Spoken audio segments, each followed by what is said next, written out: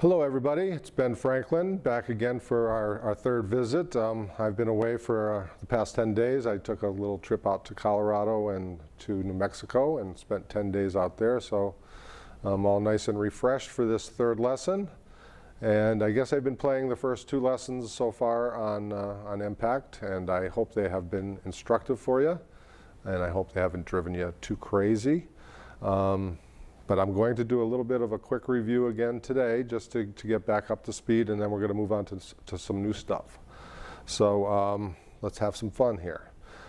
First thing we want to talk about again today is knowing where all the keys are on the keyboard. I hope everybody has been paying attention to the white keys and the black keys and how they're set up in groups of 2s and 3s with the black notes. C being in the location where the two black notes are, to the left of the first black note. And the keyboard is set up with intervals of half steps and whole steps.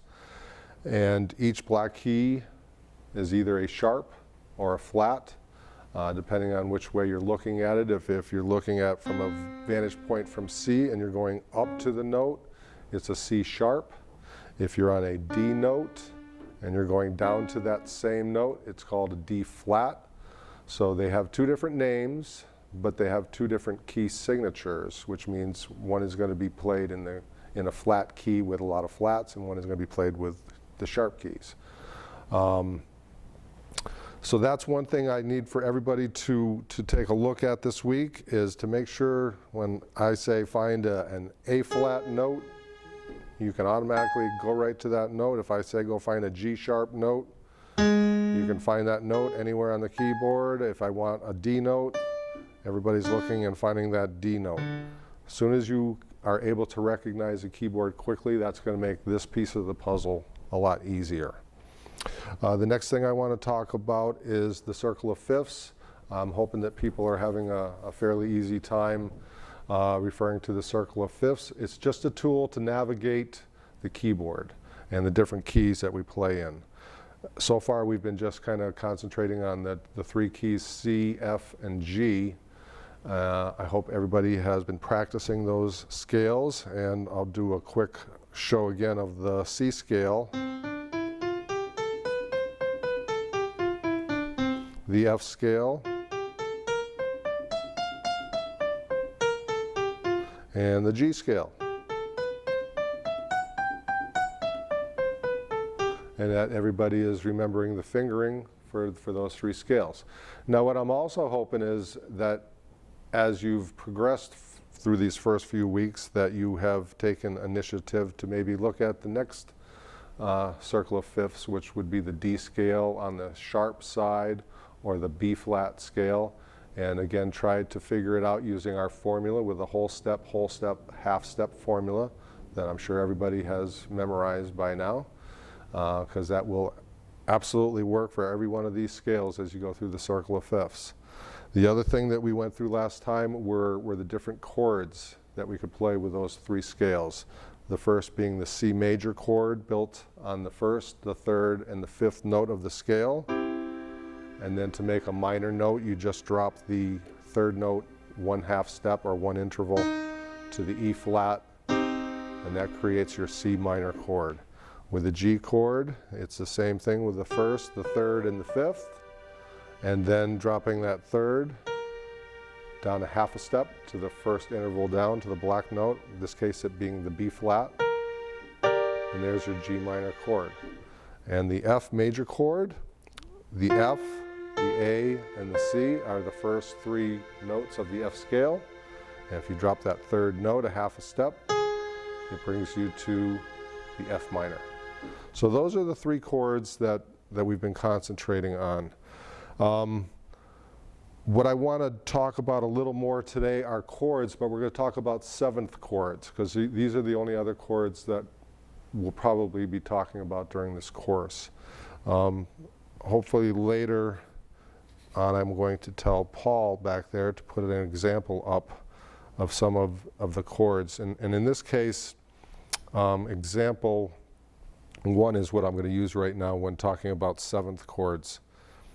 Seventh chords are just chords that use 4 notes instead of 3. And on this diagram that you're looking at, it's showing you all of the chords that can be played in the key of C. So there's going to be some diminished chords and augmented chords, suspended chords, ninth chords, sixth chords. So there's a lot of different chords that you can play in each key, but just to keep it simple for these beginner lessons, we're just going to be concentrating on the major chords, the minor chords, and the seventh chords. But when you see this diagram, you'll be able to see some of the other chords that are available, and just you might want to try them out if you can see them well enough on the screen.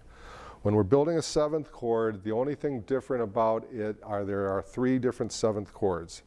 There's something called a C seventh, which is just notated with the letter C and the number 7 next to it.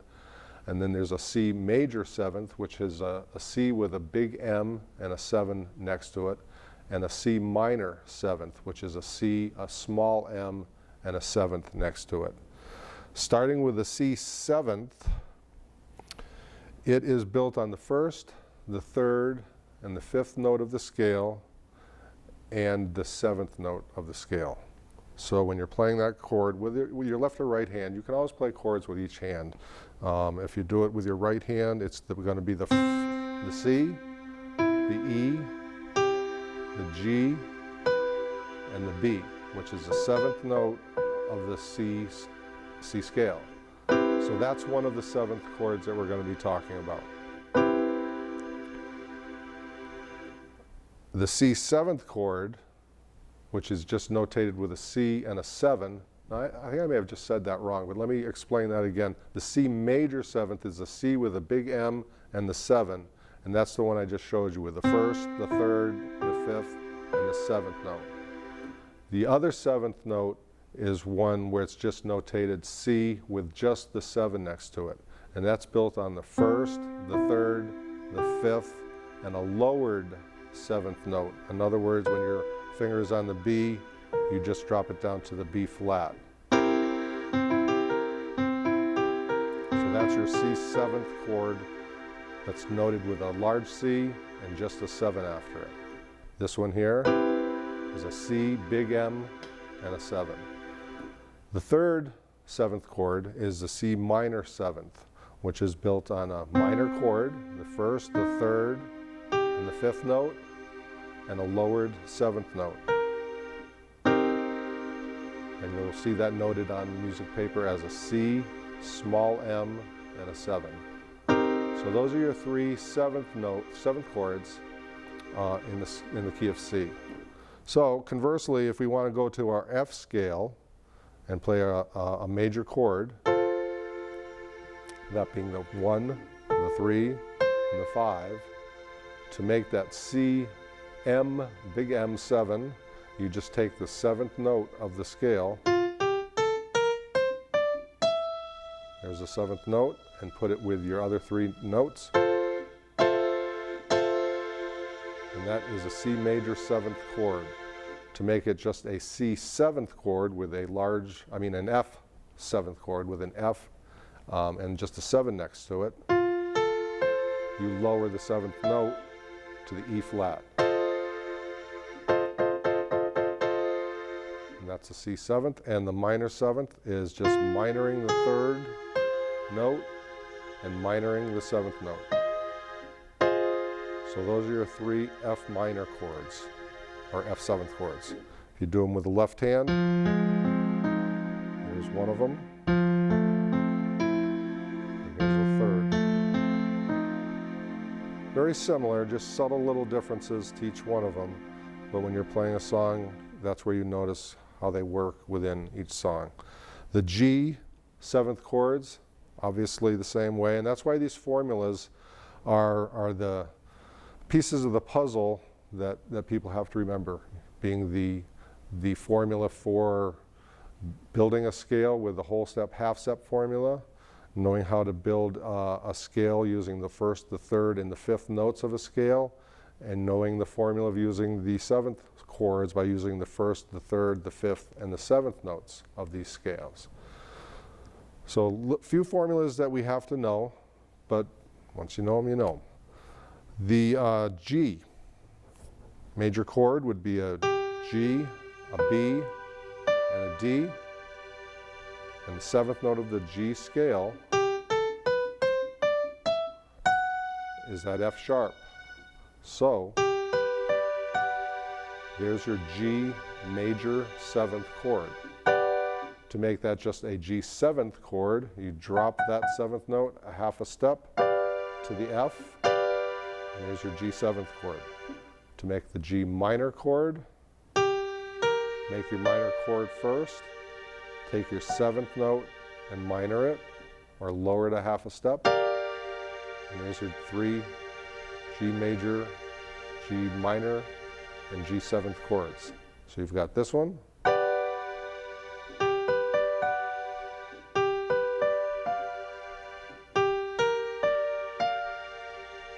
and that's how you make seventh chords. One of the other little tricks that musicians use when they're playing songs are when we start talking about inversions. An inversion is a chord, like a C major chord, where you play that chord, but you use the same notes in a different position. Because sometimes when you're playing a song, it's just easier, instead of going like this and like this, to get from a C chord to a G chord, we can do this and do this to make that G chord. So there's a little less movement with the left hand. That's a C chord, that's a G chord. That's a C chord, that's a G chord. But this one is called an inversion of it. It's using the same notes, it's just kind of twisting them about. And you can do an inversion three different ways. For example, that C chord can be done this way.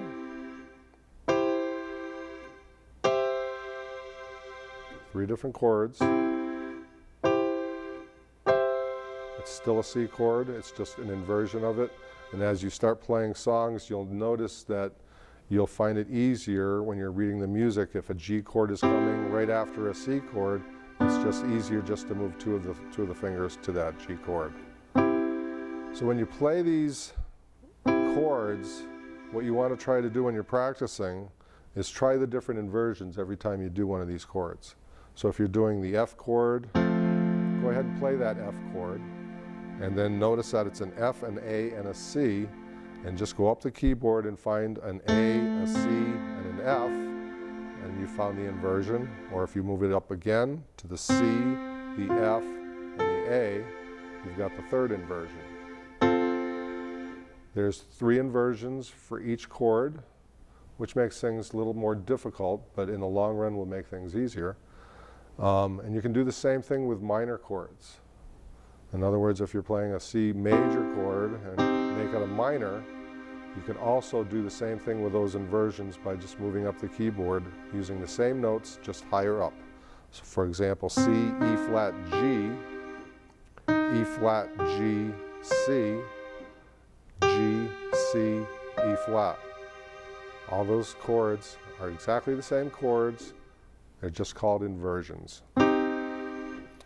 Now, I'm going to have Paul put up all three examples of all these chords, or example 1, 2, and 3. Maybe you can just put them up on the screen now, and you can take a look at them for a minute, and they'll show you all the different chords that are able to be played with those, with C, F, and G. The next example that I want him to put up afterwards, example 4, is an example that's going to show you all 12 different scales that are in the circle of fifths. And they're notated in red. So if you're having trouble navigating the circle of fifths using that formula, you can always look to this particular piece of paper. And again, maybe Paul can put that up on the screen for a little bit so you can kind of take a look at it, maybe at the end of the show. But that's as far as I want to go with chords today. I want to get back into a little bit of actually playing some music here. Most music is played with what are called progressions. When a a song is being written, a musician will have a certain set of chords that he just starts stringing together over a period of time to make either a verse or a chorus in popular music. And I think I played an example of an Anne Murray tune last week, where usually they're set up over a period of time of 8 measures. A verse will take 8 measures, and a chorus will usually take 8 measures. And example 6, if we could put that up on the screen right now, is a song that we're going to call Make Up Your Own Song. And what it is a 3-chord song that I just threw some chords in there. They're very recognizable chords, but we're going to make up our own song, and this is what I want you to try practicing at home. And at this point, I'm hoping that you have keyboards that have some sort of drum machine or metronome. And at this point, I'd like you to set it up so you have some sort of beat going at a certain tempo. Now, when I say tempo, that's the speed of the song, and I'm going to put on a drum beat here that's set at 120. And if you listen to that, you can hear the 4 beats that are going on. In other words, when it gets to the 1 here, 1, 2, 3, 4, 1, 2, 3, 4. That's the tempo of this song if you wanted to play it this fast. On your machines, you should be able to speed it up or slow it down to whatever you want to do. You can make it as fast or as slow as you want it to be. With this particular song that I wrote, it's just a 3-chord song that you're going to be playing with your left hand, and with your right hand, I want you to just play whatever you feel like. You can make no mistakes here. After a while, you're going to realize some things that sound better and some things that sound worse. But you're going to be playing a song in the key of C, and it's going to be your very own original song. Let me give you just an example of what I would do with this song. The first 8 bars, if we can show it back up on screen again here, is we'll see first that the key signature is that it's in the key of C. There are no sharps or flats in this song, and that it is a 4/4 time signature, which means that quarter notes get 1 beat, and there are going to be those 4 beats in each measure. And a measure is going from one line to the next line. And there are 8 measures, so those are called measures. There are 8 measures in this verse, and there are 8 measures in this chorus. And I'm just going to play just whatever pops into my head here, using the chords that are written above each measure.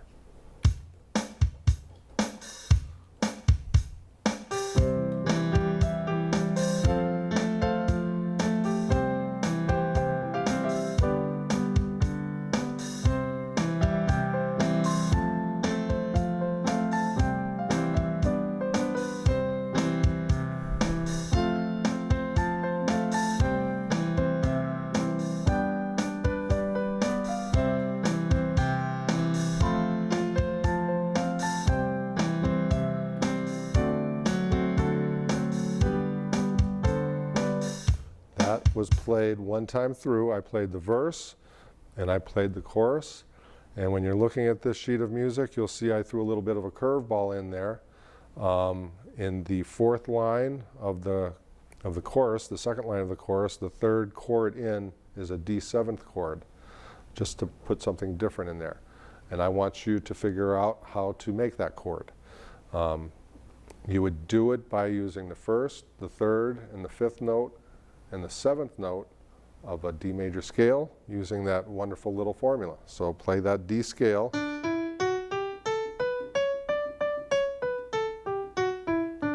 Once you've figured that out, play the 1st note, 3rd note, 5th note, and we're going to minor the 7th note and make a 7th chord. So a little trick for you on this one, but that's the way I decided to write this song. Let me do it in a different version, because like I say, you can do this song at any speed, any tempo, and just play anything. I'll play anything with my right hand. Just get those chords going.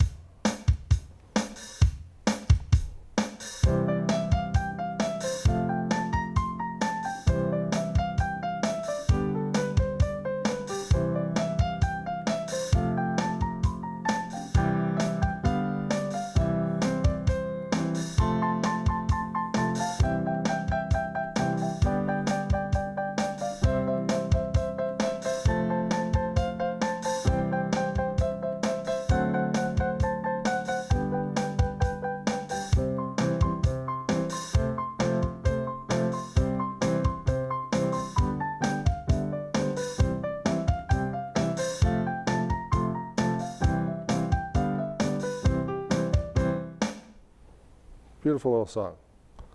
I should copyright that right now. What do we call that one? I have no idea. But my point is, I was playing just random notes with my right hand, keeping in mind kind of that the C scale doesn't really have any sharps and flats.